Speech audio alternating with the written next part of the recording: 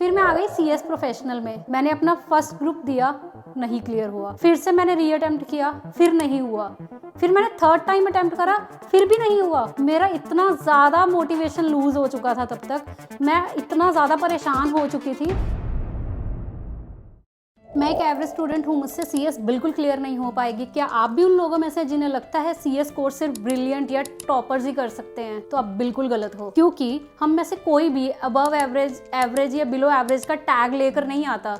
ये टैग हम खुद के लिए अर्न करते हैं। That how we take the studies. हम उसे एक चैलेंज की तरह लेते हैं या फिर हम उसे एक बर्डन की तरह लेते हैं, ये हम पे डिपेंड करता है। अगर हमें कोई कॉन्सेप्ट लेट समझ आता है तो हम अपने माइंड में ये चीज़ को फीड कर लेते हैं कि ये चीज़ मुझे समझ नहीं आ रही है, मैं एक एवरेज स्टूडेंट हूँ। या फिर आपको किसी ने कह दिया कि तू इतने सपने बड़े कहाँ से देखने लग गया, तेरे से नहीं होगा, तो आप उस चीज़ को अपने दिल पे ले लेते हो और फिर से अपने दिमाग को ये बोलते हो, अरे भाई मैं एवरेज हूँ, मैं एवरेज ही रहूँगा। ये चीज़ें बिल्कुल गलत हैं।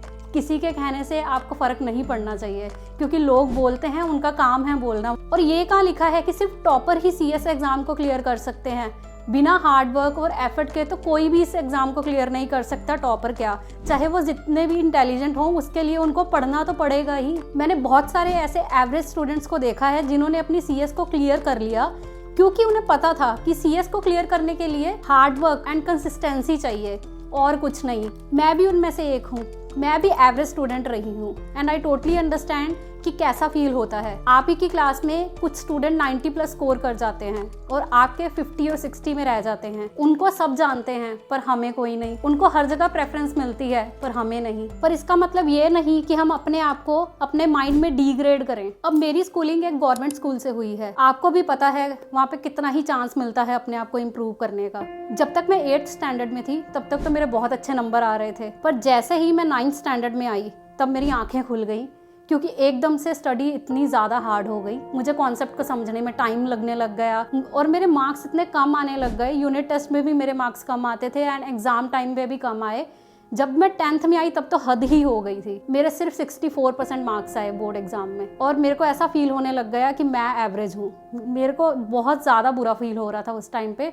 मैं रोने लगी जैसे ही रिजल्ट आया। अब इतनी कम परसेंटेज में तो साइंस मुझे मिलनी नहीं थी, आर्ट्स मुझे लेनी नहीं थी, तो मेरे पास ऑप्शन बचा था कॉमर्स का। अब कॉमर्स विद मैथ्स लेने चली गई मैं।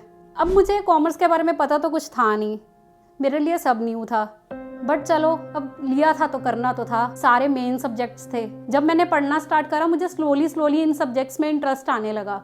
जब मैंने अपने 12th के एग्ज़ाम्स दिए तो मेरे अच्छे मार्क्स आए, लाइक उसमें 79.05% आई गेस। तो मेरे मार्क्स इंप्रूव हुए थे क्योंकि मैंने अपने आप को इम्प्रूव करना स्टार्ट कर दिया था 10th से ही। आई नो 79% बहुत ज़्यादा नहीं होते हैं, बट चलो कुछ तो इम्प्रूव हुआ।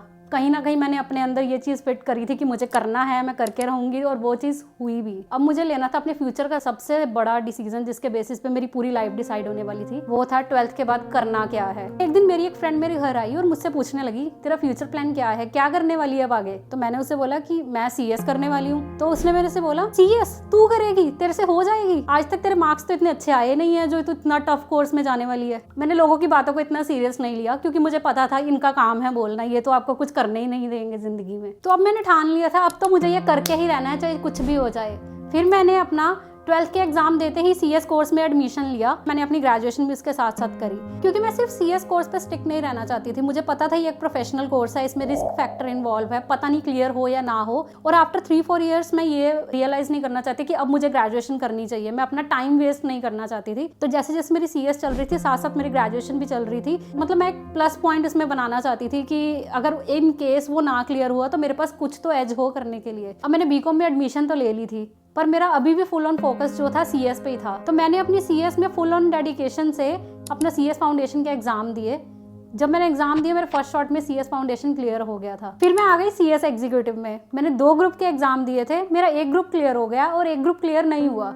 फिर मैंने बहुत ज़्यादा मेहनत करी और अपना वो वाला ग्रुप अगले अटेम्प्ट में क्लियर कर लिया। फिर मैं आ गई सीएस प्रोफेशनल में। मैंने अपना फर्स्ट ग्रुप दिया, नहीं क्लियर हुआ। फिर से मैंने री अटेम्प्ट किया, फिर नहीं हुआ।